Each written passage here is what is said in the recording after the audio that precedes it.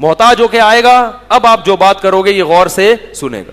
تو تقریر شروع کر دی یوسف علیہ السلام نے, ارباب متفرقون خیر ام اللہ الواحد القہار, اتنے سارے خدا جن کو تم نے معبود بنا لیا وہ بہتر ہے, یہ ایک وہ جو سب پر غالب ہے. ایسی خوبصورت تبلیغ کی, یہ پورے رکوع میں ہے یہ. پھر ان کے بعد تعبیر بتائی کہ جو ننگور نچوڑ رہا تھا اس کو رہائی ملے گی اور وہ بادشاہ کو شراب پلائے گا, اور دوسرے کو پھانسی ہو جائے گی اور اس کی لاش لٹک کے سڑ جائے گی اور پرندے اس کی کھوپڑی سے گوشت نوچ نوچ کے کھائیں گے. یہ خواب کی تعبیر ہے. اللہ نے آپ کو معجزاتی طور پر خوابوں کی تعبیروں کا علم دیا تھا. اور یہ بھی کہہ دیا جس کو جو رہائی ہونے والی تھی نا, کہا کہ بادشاہ سے میرا تذکرہ کرنا کہ ایک شخص جیل میں پڑا ہوا ہے, اس کو نکالنے کی کوشش کرو. اس سے پتہ چلتا ہے کہ آپ جب کسی مصیبت میں ہو تو نکلنے کے تمام اسباب اختیار کریں. یوسف علیہ السلام دیکھا اب یہ میں نے اس کی ایک خواب کی تعبیر بھی کر دی, یہ تعبیر بھی سچی نکلے گی تو اس پر میرا ایک احسان ہے, تو اس سے سفارش کرو گے جا کے, بھائی کیا کر بادشاہ کو بول تم تو ڈال کے بھول ہی گئے ہو جیل میں, کچھ تو خیال کرو. توکل یہ نہیں ہے کہ آپ جیل میں پڑے ہوئے ہیں تو اب آپ نہ کسی سے سفارش لگوا رہے ہیں نہ کسی سے فون کر رہے ہیں, بولے بھائی اللہ نے جب تک جیل میں رکھنا ہے جیل میں رکھے, نکالنا ہو تو اللہ نکال دے. کیا خیال ہے, مرنا ہوگا تو مر جائیں گے, زندہ رہنا ہوگا تو. ابھی افطار میں کیا پڑھ رہے ہیں, پوری 7 اپ پی رہے ہیں یار, وہ گردے خراب ہو گئے. بھائی جب لکھے ہوئے ہیں نا خراب ہونا, تو لکھے ہوئے جب ہوں گے تو وہ خراب ہو کے رہیں گے, جب مقدر میں مرنا ہوگا تو مر کے رہیں گے. تو ٹھیک ہے پھر مقدر میں عشاء کی نماز ایسے لوگوں کے. ابھی کچھ دن پہلے ہوا ہے کہ افطار میں اس نے پوری کولڈ ڈرنک کی پوری 1.5 لیٹر کی بوتل پی گیا, ایک آدھے گھنٹے کے بعد درد ہوا ہے اور مر گیا. یہ کسی ابھی واقعہ ہوا ہے لیٹسٹ. تو یوسف علیہ السلام وہ ٹہل گئے نا وہ کیا کیا انہوں نے, چلے گئے اس دار فانی سے ہمیشہ کے لیے. سمجھا کے تھک رہے ہیں, بیانات بھی کر رہے ہیں, بھائی نہیں کرو یہ کام, روزہ ان چیزوں سے افطار مت کرو. تو یوسف علیہ السلام نے اس کو بتایا کہ جا کے بادشاہ کے سامنے میرا تذکرہ کرنا. قرآن کہتا ہے وہ کمبخت تذکرہ کرنا بھول گیا, کیونکہ جب کام ہو جاتا ہے نا انسان کا, پھر وہ یہ انسان کی فطرت ہے, کام ہو گیا تو اب کون جیل میں تو نکل گیا نا, مجھے کیا پڑی, بھول گیا. اور یہ اللہ کی طرف سے یوسف علیہ السلام پر مزید آزمائش تھی. فلبث فی السجن بضع سنین, مزید چند سال آپ جیل میں پڑے رہے, کوئی امید نہیں ہے نکلنے کی, جو ایک امید تھی وہ بھی ختم. لیکن اللہ کیسے ناکامی کے نقشوں میں کامیابی کے اسباب یہ اللہ بتاتے ہیں کہ نیک لوگوں کے لیے جو اللہ کے دین پہ چلتے ہیں ان کے ظاہری ناکامیوں کو مت دیکھو. والعاقبۃ للمتقین, انجام ہمیشہ انہی کا اچھا ہوگا, پریشان مت ہو, انجام ان کا اچھا ہوگا. تو بادشاہ صاحب کو ایک دن خواب آیا, اٹھے وہ کہنے لگے, اپنے درباریوں کو جمع کیا. وہ بھی کوئی عجیب سا خواب آتا ہے نا تو تعبیر پوچھتے تھے, یہ نہیں کہ ہر وقت فون کر کے فالتو سانس آ رہی ہیں, آج مجھے خواب میں سانپ آیا, بچھو آیا. ان خوابوں کو وہ بھی لفٹ نہیں کراتے تھے. نند آ گئی, جٹھانی نے ایسا بول دیا خواب میں, اس کی تعبیر کیا ہے, تو ان خوابوں کو وہ بھی لفٹ نہیں کراتے تھے. تو خواب آیا کہ انی ارا سبع بقرات سمان, لوگوں کو جمع کیا. بادشاہ حیران ہوا نا, اس کو یہ اندازہ ہوا کہ یہ ایسے ہی خامخواہ کا خواب نہیں ہے, کوئی اس کی تعبیر ہوگی. جب بہت عجیب سا خواب آتا ہے نا انسان کو خود احساس ہو جاتا ہے. تو اس نے درباریوں کو جمع کیا اور کہا کہ میں نے دیکھا کہ 7 دبلی گائیں 7 موٹی موٹی گایوں کو کھا رہی ہیں, اور 7 باریک کونپلیں خشک وہ 7 ہری کونپلوں کو کھا رہی ہیں. اور ان کنتم للرؤیا تعبرون, اگر تم بتاؤ کچھ تعبیریں جانتے ہو تو بتاؤ اس کا کیا مطلب ہے. انہوں نے کہا یہ ساڑی عقلچ, ان کو کیا 7 موٹی گائیں. تو انہوں نے پتہ ہے کیا کہا, جو چیز انسان کو آتی نہیں ہے نا وہ کبھی یہ نہیں کہے گا مجھے نہیں پتا, بلکہ وہ فنٹر بننے کی کوشش کرے گا. اپنی جہالت کا اعتراف کر لینا یہ آدھا علم ہے. اگر آپ کو کوئی چیز نہیں آتی آپ بول دیں مجھے نہیں پتا, لیکن یہ ہمیشہ سے دستور رہا ہے کہ جو چیز نہیں آتی تو یہ نہیں کہنا مجھے نہیں پتا. لہذا انہوں نے بھی نہیں کہا ہمیں نہیں پتا, بلکہ کیا کہا, اضغاث احلام, پراگندہ خیالات ہیں. اصل میں ایکچولی آپ سارا دن پی ٹی آئی کے خلاف تقریریں کرتے ہیں, ٹھیک ہے نا, اور کبھی ادھر ایک کا بیان آ رہا ہوتا ہے, کبھی فلانا کا, کبھی جمعیت کے بارے میں آپ کو بریفنگ دینی ہوتی ہے, مختلف قسم کی تقریریں چل رہی ہوتی ہیں. تو وہ رات کو جب آپ سوئے ہیں تو وہی الٹے پلٹے گائیں موٹی پتلی دبلی اس طرح کی چیزیں خواب میں آ رہی ہیں. شیر کھا رہا ہوتا تو چلو کوئی بات بھی ہے, گائیں بھلا گائے کو کہاں سے کھائے گی. حالانکہ گائے میں اشارہ تھا, گائے کیا کھاتی ہے, چارہ. گائے کیا کھاتی ہے, چارہ. تو اس میں کچھ اشارے تھے اس طرف کہ پیداوار کا مسئلہ کھڑا ہونے والا ہے. 7 کچھ ایسی چیزیں ہیں جو چارہ کیا کر دیں گی کھا کے, کیونکہ جانور کا ہرا بھرا ہونا یہ اس کی علامت ہے کہ بارشیں برس رہی ہیں. نہیں یاری بات سمجھ, مجھے نہیں, میں نے کہیں کتاب میں نہیں پڑھا, میرا ایک ذوق کہتا ہے کہ بھئی یہ شاید اس لحاظ سے یہ تعبیر بنتی ہو. جب بارشیں نہیں ہوتی نا, جانور کیا ہو جاتے ہیں, پہلے زمانے میں کھڑا کر کے تھوڑی باندھتے تھے جانوروں کو, تو بارشیں ہوتی تھی تو چرتے تھے وہ. تو یہ اس طرف اشارے مل رہے تھے. تو انہوں نے کہا اضغاث و احلام اصل میں پراگندہ خیالات ہیں, الٹے پلٹے, اس اور وما نحن بتاویل الاحلام بعالمین, اور اس قسم کے جو الٹے پلٹے خواب ہیں نا, ہمیں ان کی تعبیریں, ہمیں کوئی اچھا خواب ہو تو اس کی تعبیر ہم بتائیں گے آپ کو. لیکن جب یہ بات چلی ہے تو وہ بادشاہ کو جو شراب پلاتا تھا نا, اس کو ایک دم یاد آ گیا, اس نالائق کو یاد آ گیا کہ یار میرے بھی خواب کی ایک بندے نے تعبیر بتائی تھی جو بالکل ویسی نکلی تھی. تو فوراً بادشاہ سے کہنے لگا مجھے بھیجو, ایک شخص ہے جو خوابوں کی تعبیر بتاتا ہے لیکن وہ جیل کے اندر ہے. بادشاہ نے کہا جا بھائی. جیسے ہی وہ آیا ہے, اب کیسے تمیز سے, یوسف ایھا الصدیق, یوسف اے میرے دوست. ابھی تک تو بھول گیا تھا, اب دوبارہ مطلب پڑا ہے تو القابات بھی لگ رہے ہیں. اے میرے دوست, افتینا فی 7 بقرات سمان, ذرا فتوا تو دو. افتینا کا معنی ہوتا ہے فتوا دینا, یعنی بتاؤ کہ 7 موٹی موٹی گائیں ہیں, 7 پتلی گائیں موٹی گایوں کو کھا رہی ہیں, اور 7 ایسے خوشے جو ہیں وہ 7 سبز خوشوں کو کھا رہے ہیں, جلدی سے بتاؤ میں جا کے بادشاہ کو بتاؤں گا. یوسف علیہ السلام نے فوراً تعبیر بتائی, تزرعون 7 سنین دأبا, 7 سال تم اپنی فصل کو اگاؤ گے, اور اس میں سے تم نے کیا کرنا ہے, اسٹور کرنا ہے, کیونکہ اس کے بعد اگلے 7 سال قحط پڑے گا. یاکلن ما قدمتم لہن, اور یہ اگلے 7 سال وہ پچھلے 7 سال کا جتنی اسٹوریج تھی نا وہ سب کو کیا کر جائیں گے, ہڑپ کر جائیں گے. لہذا پہلے 7 سال اگر تم نے جمع کر کے نہ رکھا تو اگلے 7 سال قحط سے ہلاک ہو جاؤ گے, تو جمع کر کے رکھو اس کو. پھر 7 سال کے بعد قحط ختم ہوگا. ثم یاتی من بعد ذلک عام فیہ یغاث الناس وفیہ یعصرون, پھر بارشیں برسیں گی اور لوگ پھلوں کو نچوڑ نچوڑ کے ان کے رس پیئیں گے. بادشاہ نے جب یہ تعبیر سنی تو بڑا حیران ہوا, کیونکہ وہ ملک کو تباہی سے بچا لیا نا انہوں نے.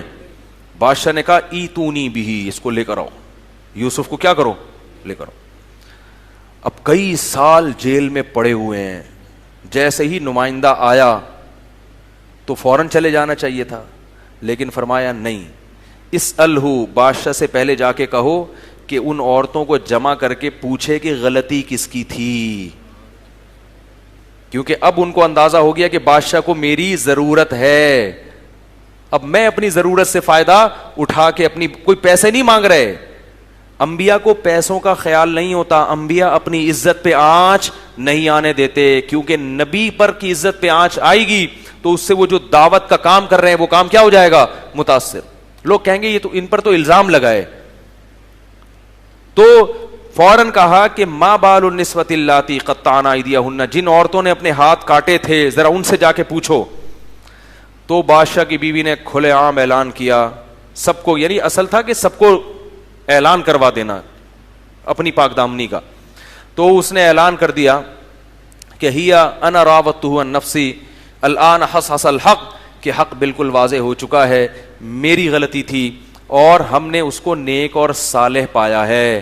ما علمنا علیہ من سوء, ہم نے اس نوجوان میں کوئی برائی نہیں پائی.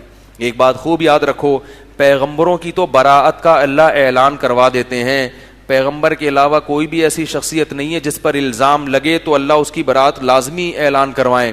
اس لیے کبھی جھوٹا الزام بھی لگ جاتا ہے اور اس کی براءت کا کوئی انتظام نہیں ہوتا, لوگ خام خامے لوگوں سے کیا ہو جاتے ہیں, بدگمان.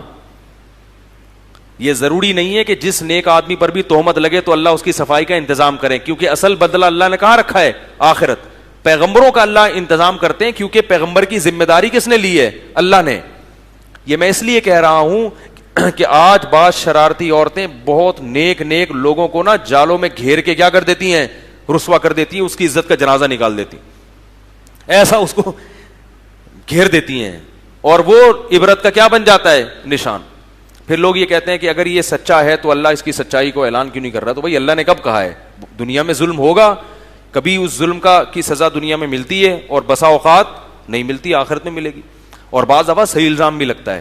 یہ مطلب نہیں ہوتا کہ سارے غلطی لگ رہے ہیں، لیکن یہ بہت حساس معاملہ ہوتا ہے کہ محض پروپیگنڈے سے متاثر ہو کر کبھی بھی کسی سے بدگمان نہیں ہونا چاہیے. اور اس کا ایک اصول ہے کہ کسی کی ذاتیات میں پڑھنے کی ضرورت ہی نہیں ہے. الزام لگا بھی ہے تو آپ کو تحقیق کرنے کی ضرورت ہی نہیں ہے. آپ بولو بھائی اس کا اور اللہ کا معاملہ ہے، کیا خیال ہے؟ وہ پیغمبر تھوڑی ہے. غلطی ہو بھی گئی تو توبہ کا دروازہ کھلا ہوا ہے، سب کے لیے کھلا ہوا ہے. اس لیے میں ایک بات کہتا ہوں کہ لوگ جو کہتے ہیں نا توبہ کا دروازہ کھلا ہوا ہے، تو یاد رکھو یہ مولویوں کے لیے بھی کھلا ہوا ہے. یہ جیسے عام لوگوں کے لیے کھلا ہوا ہے تو مولویوں کے لیے بھی. اگر کسی مولوی سے غلطی ہو جائے تو اس کی عزت کا جنازہ مت نکالا کرو.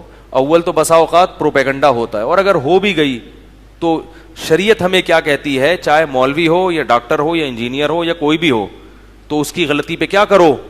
پردہ ڈالو. اس کو ذلیل اور بدنام کرنے کی کوشش مت کرو، کیونکہ حدیث میں آتا ہے کہ اپنی کسی شخص کی برائی کو دیکھ کے خوش مت ہو، ایسا نہ ہو اللہ اسے بچا لے اور اس جرم میں تمہیں مبتلا کر دے. جو لوگوں کی عزتوں کو اچھالتا ہے نا، اکثر اسی جرم میں اللہ اس کو مبتلا کروا دیتے ہیں شیطان کے ذریعے. تو خیر، یوسف علیہ السلام نے اعلان کروایا. آگے یوسف علیہ السلام چونکہ اپنی برات کا اعلان کر رہے ہیں، تو اس میں ایک تھوڑا سا نا شائبہ ہے کہ ہم بہت نیک ہیں، ہم سے تو غلطی ہو ہی نہیں سکتی. تو آگے کہہ رہے ہیں کہ وما ابرئ نفسی، میں اپنے نفس کو کبھی بری قرار نہیں دیتا. ان النفس لامارۃ بالسوء، نفس کا تو کام ہی گناہوں کی طرف لے کے جانا ہے. الا ما رحم ربی، ہاں جس پر میرے رب نے رحم کیا. تو میرے رب کی رحمت ہے جو مجھے اس نے بچا لیا. اگر وہ نہ بچاتا تو ہم بھی گناہ میں، کیونکہ بار بار جب انسان صفائی پیش کرتا ہے نا تو اس میں یہ احساس پیدا ہوتا ہے کہ گویا ہم تو بہت ہی نیٹ کلین ہیں. تکبر پیدا ہو جاتا ہے. نہیں یاری بات میرا خیال ہے. تو دیکھو پیغمبر کے کلام میں کتنی احتیاط ہے کہ صفائی بھی بیان کر رہے ہیں اور یہ بھی کہہ رہے ہیں بھائی میں اپنے آپ کو اچھا نہیں کہہ رہا، میرا اپنا آپ تو برائی ہی کی طرف لے کے جائے گا. یہ رب کی رحمت ہے کہ اس رحمت کی وجہ سے اس رب نے مجھے بچا لیا. تو پھر صفائی اتنی کیوں بیان کر رہے ہیں؟ کہا اس لیے صفائی بیان کر رہا ہوں انی لم اخنہ بالغیب، جس بادشاہ نے اپنے محل میں مجھے ٹھکانہ دیا تھا میں نے اس کی غیر موجودگی میں اس کے ساتھ خیانت نہیں کی ہے. وہ بدگمان ہوگا کہ ہم نے تجھ پر احسان کر کے اپنے گھر میں رکھا اور تو نے میری ہی بیوی کے اوپر غلط نظریں ڈالنا. اس کو کہتے ہیں نمک حلال ہونا. آج کیا ہوتا ہے، جس تھالی میں کھاتے ہیں اسی کو ٹوپی کرا کے نکل لیتے ہیں. تو بادشاہ نے جب یہ باتیں سنی تو بادشاہ بڑا متاثر ہوا کہ یہ تو بہت عقل مند اور ذہین اور نوجوان اور انتہائی شریف انسان ہے. تو بادشاہ نے کہا ایتونی بھی، اس کو لے آؤ، استخلصہ لنفسی، اسے میں اپنے دربار میں اپنے لیے رکھ لوں گا، حکومت میں اپنے ساتھ شریک کر لوں گا. یعنی شرکت کا مطلب وزیر بنا دوں گا مشوروں کے لیے. کیونکہ صحیح گائیڈ کرنے والے لوگ مارکیٹ میں کیا ہیں؟ شارٹ ہیں. الٹے آپ کو مشورے دینے والا مارکیٹ میں ہول سیل کے حساب سے ملیں گے، جو آپ کی زندگی کو برباد کر دیں گے. کوئی کیا کہہ رہا ہے، کوئی کیا کہہ رہا ہے. تو بادشاہوں کو بھی ضرورت ہوتی ہے کہ کوئی انہیں صحیح گائیڈ کرے. لوگ کہتے ہیں نا فلاں کو، فلاں سیاسی لیڈر کو فلاں نے مروا دیا، فلاں کو فلاں نے مروا دیا مشورے دے دے کے. تو یہ ہوتا ہے. تو جب حضرت یوسف علیہ السلام کو بلایا گیا، حضرت یوسف علیہ السلام کو وزارت دینے کا اس نے ارادہ کیا، تو یوسف علیہ السلام نے کہا اجعلنی علی خزائن الارض، مجھے زمین کے خزانوں کا نگران بنا دو، یعنی وزیر خزانہ بنا دو. کیوں؟ انی حفیظ علیم. جو بھی وزیر خزانہ ہوتا ہے نا اس میں دو کوالٹیز کا ہونا ضروری ہے. ایک خود امانت دار ہو، ورنہ خزانے خود ہی کھائے گا. جیسے ہمارے وزرائے خزانہ، جو ابھی والے کی بات نہیں کر رہا، ابھی والے تو کیونکہ ابھی وہ ہیں نا، ابھی ان کے خلاف کیسے بول سکتے ہیں. جو گزر گئے ان کی بات کر رہا ہوں، اور جو آئندہ آئیں گے، اور جب آئیں گے تو پھر وہ بھی نیک لوگوں کی فہرست میں شامل ہوں گے. تو حفیظ کیا مطلب؟ پیسہ اسی کے پاس رکھوایا جا سکتا ہے جو خیانت نہ کرے. تو بتا دیا کہ میں 1 روپیہ بھی ناجائز استعمال نہیں کروں گا. علیم، یہ بہت اہم چیز ہے، اور میں اس علم کو جانتا بھی ہوں. میں اس علم کو اس سے پتہ چلتا ہے کہ پیسہ کتنا خرچ کرنا ہے, کتنا بچانا ہے, یہ بھی ہر آدمی کا کام نہیں ہے, یہ بھی ایک علم ہے, یہ بھی اللہ کسی کو فراست دیتے ہیں. اب تو بڑے بڑے پیمانے پر جو مالی لین دین ہوتے ہیں اس میں اکاؤنٹنگ کا علم باقاعدہ ایک علم ہے جو سکھایا جاتا ہے. تو حضرت یوسف علیہ السلام بتا رہے ہیں کہ میں اکاؤنٹنگ کا علم پہلے سے جانتا ہوں, ماہر معیشت ہوں. اکنامکس کا سب سے بڑا مسئلہ یہی ہے نا کہ آپ کے پاس وسائل کتنے ہیں اور ان کو استعمال کیسے کرنا ہے, کون سا کہاں کرنا ہے. تو قحط پڑنے والا ہے تو اس میں تو ملک کو ضرور, جب کھلا کھاتا ہوتا ہے نا آپ کے پاس تو نوٹ اٹھا اٹھا کے کچرے میں پھینک بھی دو تو کوئی مسئلہ نہیں ہوتا. لیکن جب قحط پڑنے والا ہے تو پھر کتنا اسٹور کرنا ہے اور کتنا استعمال کرنا ہے. اور پھر مصر میں قحط پڑے گا, صرف مصر میں نہیں بلکہ ارد گرد کے جتنے ایریاز ہیں ملک ہیں ان میں بھی پڑ جائے گا. تو ساری یعنی آباد دنیا کا ایک بہت بڑا حصہ ہمارا محتاج ہوگا. تو ہمیں اس میں کیا ہوگا کہ ہم اپنی معیشت کو مضبوط کر سکتے ہیں. یعنی ہم راشن کو بیچنا شروع کر دیں گے. راشن کو کیا کریں گے, بیچیں گے. تو اس سے مصر کیا ہوگا اور کیونکہ راشن صرف ہمارے پاس ہوگا. تو بادشاہ نے یہ پیشکش فوراً قبول کر لی کہ خزانے پہ تو کوئی نیک آدمی ہی ہونا چاہیے بھائی. خزانے پہ کون ہونا چاہیے؟ جنرل اسٹور کے ڈبے پہ ہمیشہ نیک آدمی کو بٹھاؤ. کرسی پہ بے شک کوئی بھی بیٹھ جائے لیکن ڈبے پہ کون بیٹھے گا؟ کیونکہ ایسے کئی کیسز آ رہے ہیں سامنے, جتنا وہ کھاتا ہے نا جو ڈبے پہ جس نے آپ کو کیش کے لین دین کے لیے رکھا ہوا ہے, اتنا چور نہیں کھاتے.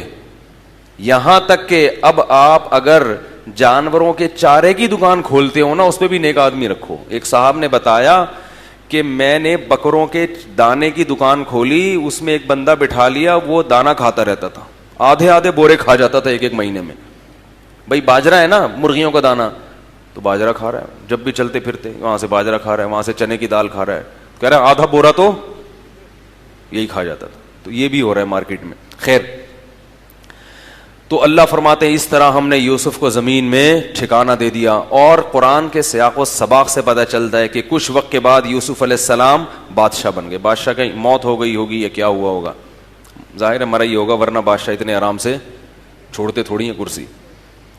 وجاء اخوۃ یوسف, پوری آباد دنیا میں جو ارد گرد کی تھی اس میں قحط پڑ گیا.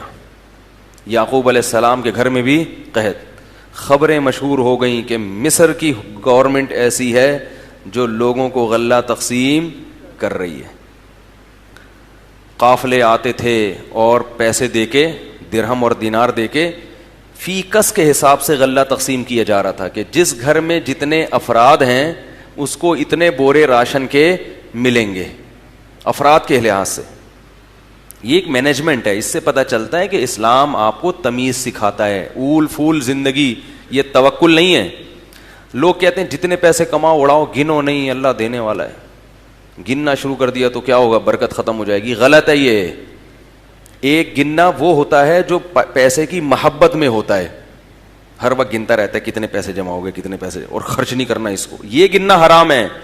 ایک گننا وہ ہوتا ہے تاکہ اسراف اور تبذیر سے بچ سکیں. اسراف کسے کہتے ہیں اور تبذیر کسے کہتے ہیں؟ اسراف کیسے؟ اپنی ارننگ سے زیادہ خرچ نہ ہو جائے.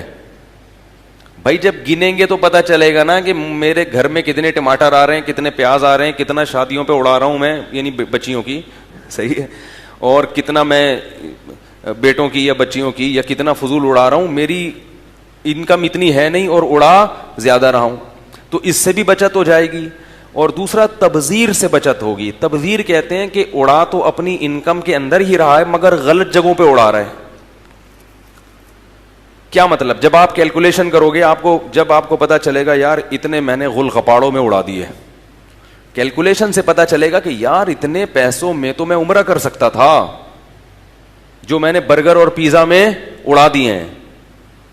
اتنے پیسوں میں تو میں اگر یہ بچا کے رکھتا جو میں نے گٹکے اور پان میں اڑا دیے ہیں, اگر یہ اتنے پیسے میں بچا کے رکھتا تو 6 مہینے میں ایک سیمسٹر کی فیس نکل آتی.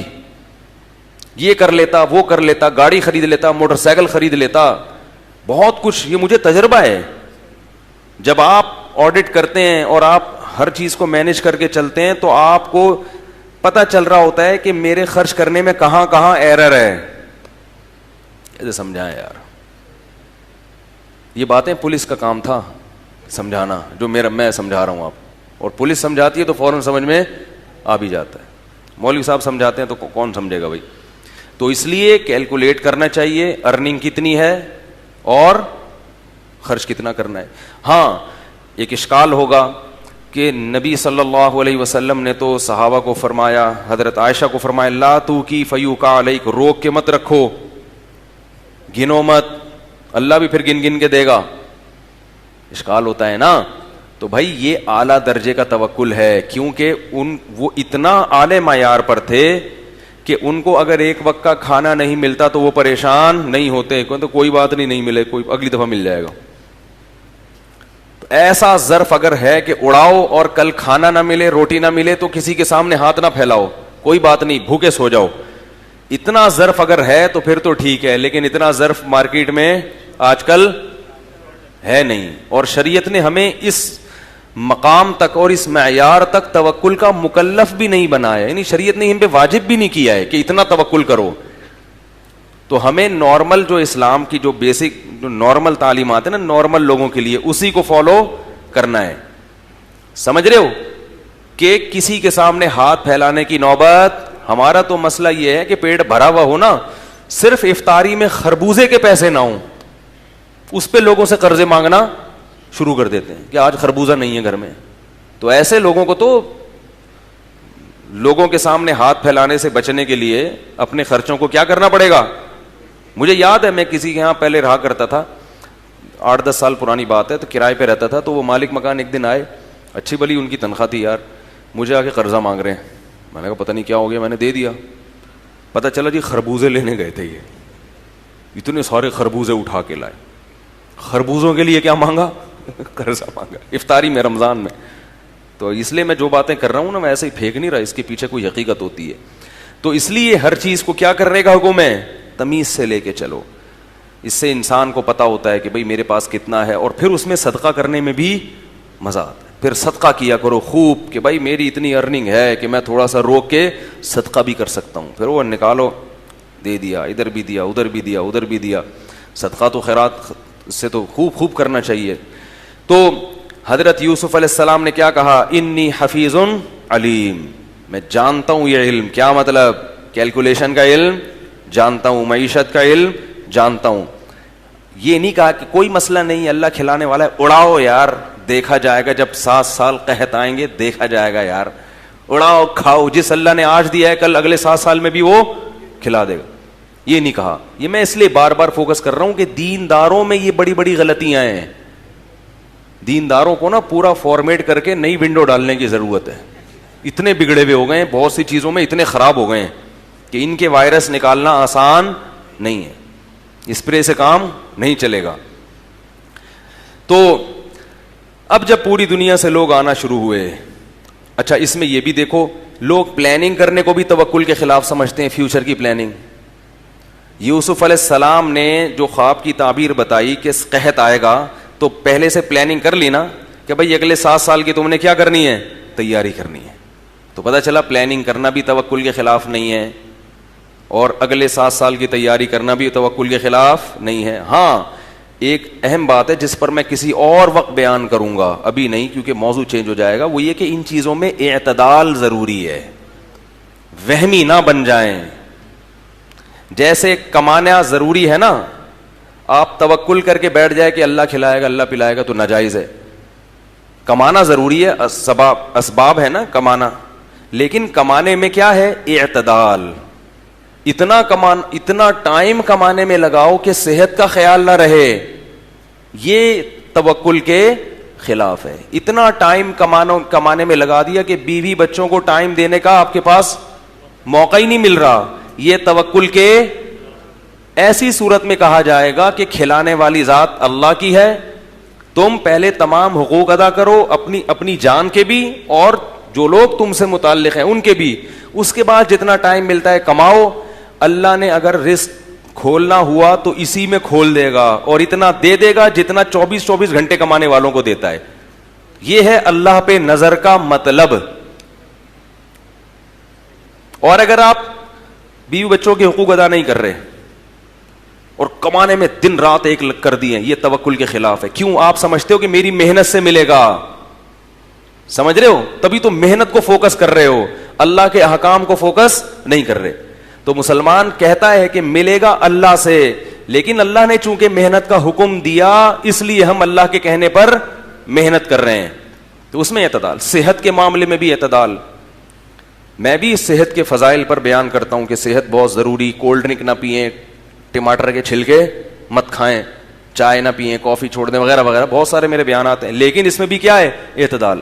اتنا زیادہ صحت کا خیال کہ مائیکل جیکسن کی طرح اپنے ہاتھ ملانا چھوڑ دیا لوگوں سے کہ جراثیم نہ لگ جائیں, یہ باولے ہونے کی, بولو بھائی, دلیل ہے. یہ اس کی دلیل ہے کہ آپ باولے ہو گئے ہو. آپ کو کسی کتے کے کاٹنے کی ضرورت, بلکہ آپ اگر کتے کو کاٹو گے نا وہ باولا ہو جائے گا. اتنے باولے ہو گئے ہو آپ. سمجھ رہے ہو کہ نہیں سمجھ رہے؟ تو اعتدال صحت کے معاملے میں بھی کیا ہے؟ اعتدال. بھائی سرسری طور پر یہ کھانے پینے میں احتیاط, پیزا میزا چھوڑ دیا, یہ سب چیزیں چھوڑ دیں, واکنگ کی, جاگنگ کی, اپنا آرام سے فٹ فاٹ, پھر بھی بس اتنا کافی. باقی یہ کہ اس کو چھینک آ گئی تو 6 کلومیٹر دور بھاگ گئے, ہاتھ نہیں ملانا, بچے کو پیار نہیں کرتے کہ جراثیم نہ لگ جائیں, یہ سب بے وقوفوں والی حرکتیں. دستانے پہن کے ہاتھ میں رکھنا, یہ تبھی نبی صلی اللہ علیہ وسلم, میں اس موضوع پر جاؤں گا, بہت بات لمبی ہو جائے گی, ٹاپک سے رہ جاؤں گا. تو خیر, حضرت یوسف علیہ الصلوۃ والسلام کے پاس وہ کون آ گئے؟ بھائی بھی آئے. 9 بھائی تھے, 11 بھائی تھے, لمبے تڑنگے. ودخلوا وجاء اخوۃ یوسف, یوسف علیہ السلام کے بھائی بھی محل میں داخل ہوئے راشن لینے کے لیے. فعرفہم, یوسف علیہ السلام ان کو دیکھ کے فوراً پہچان گئے. وہم لہ منکرون, اور وہ اپنے بھائی کو, ان کا تصور ہی نہیں تھا کہ جس بچے کو ہم نے کنویں میں پھینکا تھا وہ بادشاہ بن کے بیٹھا ہوگا یہاں پہ. جب یوسف علیہ, اچھا بنیامین, یہ بنیامین اور زلیخا کا جو نام ہے یہ قرآن و حدیث میں کہیں نہیں ہے, یہ آسمانی کتابوں میں ہے. تو تاریخی چیز ہے, آسمانی کتابوں سے یہ نام لینے میں کوئی حرج نہیں ہے. ہو سکتا ہے صحیح ہو سکتا ہے غلط ہو. البتہ یہ جو کہا جاتا ہے نا کہ یوسف علیہ السلام جو تھے وہ حضرت یعقوب علیہ الصلوۃ والسلام کی جو والدہ, یعنی یوسف علیہ السلام کی جو والدہ تھیں وہ والدہ نہیں تھی بلکہ خالہ تھیں, یہ 100% غلط ہے. وہ یوسف علیہ السلام کی والدہ تھیں, حضرت یعقوب کی دوسری زوجہ تھیں وہ. تو یوسف علیہ الصلوۃ والسلام وہ اپنے چھوٹے بھائی جس کو بنیامین کہا جاتا ہے اس کو نہیں لے کر آئے, کیونکہ ابا بنیامین کو ان کے ساتھ نہیں بھیجتے تھے, اعتماد نہیں کرتے تھے کہ جیسے یوسف کو کہیں کھو کے آ گئے اور ایسا نہ ہو اس کے ساتھ بھی یہ کریں. تو بادشاہ نے کہا کہ ابھی تو میں دے رہا ہوں, لیکن جب تک تم اس بھائی کو ساتھ نہیں لے کر آؤ گے میں اس کا راشن تمہیں نہیں دوں گا. قالوا سنراود عنہ اباہ, کہنے لگے ہم اس کے ابا کو پھسلانے کی کوشش کریں گے, ہم ان کے ابا کو بہلانے کی کوشش کریں گے. وَإِنَّا لَفَاعِلُونَ, اور بے فکر رہے, لا کے چھوڑیں گے ہم ان کو. یوسف علیہ السلام نے اپنے جو بھی خادم تھا اس کو حکم دیا کہ انہوں نے جتنے پیسے دیے ہیں نا راشن کے, یہ سارے پیسے ان کے تھیلوں میں واپس رکھ دو. ابا سے کیا پیسے لینے بھائی, ٹھیک ہے, ابا سے کیا پیسے لینے, سارے پیسے راشن میں واپس رکھ دو. جب یہ قافلہ واپس گیا ہے تو ابا سے جا کے کہا ابا بنیامین کا راشن نہیں ملا. بادشاہ نے کہا ہے کہ اس بھائی کو لے کر آؤ گے تو ملے گا ورنہ نہیں ملے گا. ابا نے کیا کہا, لن ارسلہ معکم هل آمنکم علیہ کما امنتکم علی اخیہ من قبل, اس کے بھائی کے بارے میں تم پر میں نے اعتماد کیا تھا تو ایسے ہی میں تم پر اعتماد کر لوں, یہ ممکن نہیں ہے. تو جب انہوں نے پونجی کھولی تو اس میں جب راشن کھولا تو اپنے پیسے واپس نکل آئے. تو ابا سے کہنے لگے دیکھو کتنا اچھا بادشاہ ہے, ہمارے پیسے بھی واپس کر دیے تو بھائی واپس کیوں نہیں کرے گا, ٹھیک ہے نا, بھائی کو کیسے رکھے گا. تو انہوں نے کہا یعقوب علیہ السلام نے حتی تؤتونی موثقا من اللہ, مضبوط قسمیں جب تک نہیں اٹھاؤ گے نا کہ ہر قیمت پہ بھائی کو واپس لانا ہے اس وقت تک میں نہیں بھیجوں گا. 11 سب بھائیوں نے مل کے مضبوط قسمیں اٹھائیں کہ ہم ہر قیمت پر اس بھائی کو واپس لے کر آئیں گے. حضرت یعقوب علیہ السلام نے اپنے بیٹوں سے کہا کہ ایک دروازے سے داخل مت ہونا مصر میں, وَادْخُلُوا مِنْ أَبْوَابٍ مُتَفَرِّقَةٍ, بڑے بڑے ماشاءاللہ خوبصورت بیٹے تھے. ایک دروازے سے جاؤ گے تو نظر لگنے کا, بولو بھائی, خطرہ ہے. اس سے پتہ چلتا ہے اولاد بہت بڑی, 2 بچوں کو نظر, ابے بول لی کرو, بولتے کیوں نہیں یار, ایک تو بڑا مسئلہ ہے. 2-3 بچوں کو نظر, بہت ان بچے کوئی بچے ہی ہیں, اس کو بچے تھوڑی کہتے ہیں, بچوں کے نام پہ مذاق کہتے ہیں ان کو. تو ان کو تھا یار بیٹے ہیں 11, لوگ بولیں گے, اور بیٹیاں اس کے علاوہ تھیں, لوگ بولیں گے کون ہے بھائی خوش قسمت جس کے فیملی پلاننگ والے پتہ کیا بتاتے ہیں, اتنے چھوٹے چھوٹے بچے, اوف کتنی ٹینشن. یہ نہیں بتاتے کہ بھائی یہ جب 11واں بچہ پیدا ہوگا تو پہلا بڑا ہو چکا ہوگا, ایک دم سے 12 نہیں ہو جاتے. اور یہ ہمیشہ بچے رہتے نہیں ہیں, تھوڑے دنوں میں جوانی کی دہلیز پہ قدم رکھ کر باپ کی بھی زینت کا سبب بنتے ہیں اور ماں کی بھی زینت کا سبب بنتے ہیں. المال والبنون زینت الحیات الدنیا, اللہ فرماتے ہیں مال اور بیٹے دنیا کی زینت ہیں. اور بیٹیوں کو کیا فرمایا, والباقیات الصالحات خیر للذین آمنوا, یہ آخرت کے لیے کیا ہیں, ذخیرہ ہیں. تو بیٹیاں بھی ہیں زینت. بیٹیوں کو زینت اس لیے نہیں کہا کہ بیٹی نمائش کی چیز نہیں ہے, اور زینت ہمیشہ نمائش کی چیز ہوتی ہے. اس سے بھی عورت کے پردے کے حکام ثابت ہوتے ہیں کہ بیٹی گھر میں رکھنے کی چیز ہے, دکھانے, زینت کہتے ہیں نا دکھانے کی. بھائی کرتے اچھے پہنے جاتے ہیں دکھانے کے لیے, چھپانے کے لیے. تو بیٹیاں عورت کے سامنے تو آتی ہیں, لیکن جو زینت بنیں گی وہ کس کے, یعنی جو ایک دنیا کے دکھانے کی جو زینت ہوتی ہے وہ کیا, فخر کی چیز, وہ کیا ہوتے ہیں, بیٹے ہوتے ہیں. بیٹیوں پہ آخرت کی بشارتیں ہیں, دنیا کے بھی بہت سے فائدے ہیں کیونکہ اللہ نے اس کو بھی نعمت کے طور پہ بیان کیا. تو کہا کہ مختلف دروازوں سے داخل ہونا, اور یہ بھی کہا کہ ایک دل میں بس ایک کھٹک سی ہے وہ پوری کرنا چاہ رہا ہوں, ہوگا وہی جو اللہ کی مرضی ہوگی. اس سے بھی پتہ چلتا ہے کہ نظر برحق ہے, لیکن اس میں بھی وہمی بننے کی ضرورت. گولے گنڈے والے نے بھی جوتا لٹکایا ہوا ہوتا ہے کہ میرے بزنس کو نظر نہ لگ جائے. بھائی یہ نظر لگا تھا تو یہ گولا گنڈا بن گیا تھا. ٹھیک ہے, آپ کا کروڑوں کا بزنس تھا, اس کو نظر لگی ہے تو یہ کیا بن گیا, گولے گنڈے کا کاروبار بن گیا. اب اس کو مزید لگ کے یہ کدھر جائے, تو یہ وہم ہے بھائی. اسی طرح وہ حلیم کی دیپ والوں نے, رکشے والے نے جوتے لٹکائے ہوئے ہیں کہ نظر نہ لگ جائے. بھائی ٹرک کو نظر لگی تھی تو کیا بنا تھا, رکشا بنا تھا. وہ تو نظر لگتی ہے, لیکن کوئی بہت ہی عجیب چیز ہو, ایک دم سے لوگ اس سے مانوس نہ ہو, کسی کی ایک دم عزت ہونے لگے بہت زیادہ, یا کسی کے پاس بیٹھے بیٹھے ایک دم ٹھیک ٹھاک پیسہ آ جائے. ابھی سائیکل پہ گھوم رہا تھا, ایک دم